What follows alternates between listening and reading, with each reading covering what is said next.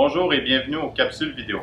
Aujourd'hui, nous allons vous aborder le sujet de l'entorse à la cheville qui est une blessure très fréquente durant la saison estivale et printanière.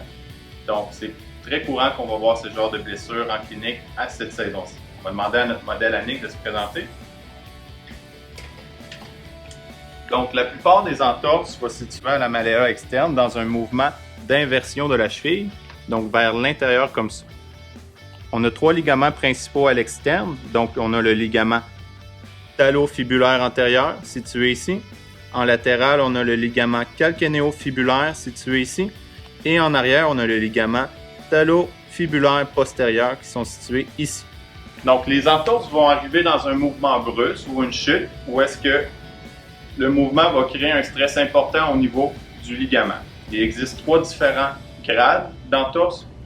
Il y a le grade 1 où est-ce qu'il y a une atteinte au niveau des fibres microscopiques, donc il va y avoir un étirement de ces ligaments-là. On va avoir un grade 2 où est-ce qu'il va y avoir une déchirure partielle de ce ligament. Et finalement, on va avoir un grade 3 où est-ce que c'est une déchirure complète de ces ligaments qui vont jouer au niveau du prognostic de la réhabilitation. L'important de savoir qu'il y a un risque de fracture aussi par la suite.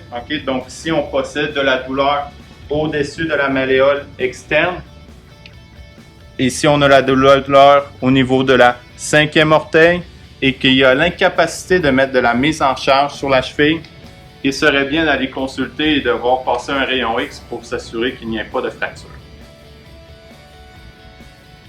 Les premiers 48 heures suite à l'accident sont primordiales.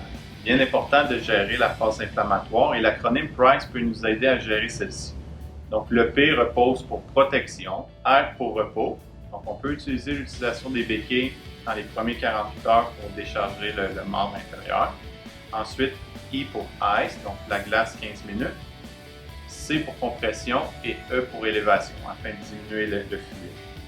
Par contre, il faut comprendre que l'inflammation est un processus normal et nécessaire à la guérison des tissus. Par la suite, la mobilisation et une mise en charge précoce va nous aider à diminuer l'inflammation et accélérer la guérison. Nous pouvons commencer par des légers mouvements de la cheville et réduire l'utilisation de béquilles de façon progressive.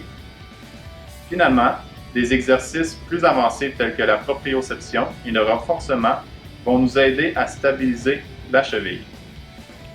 Dans tous les cas, il est recommandé de venir consulter en physiothérapie afin d'optimiser votre guérison. Bonne été!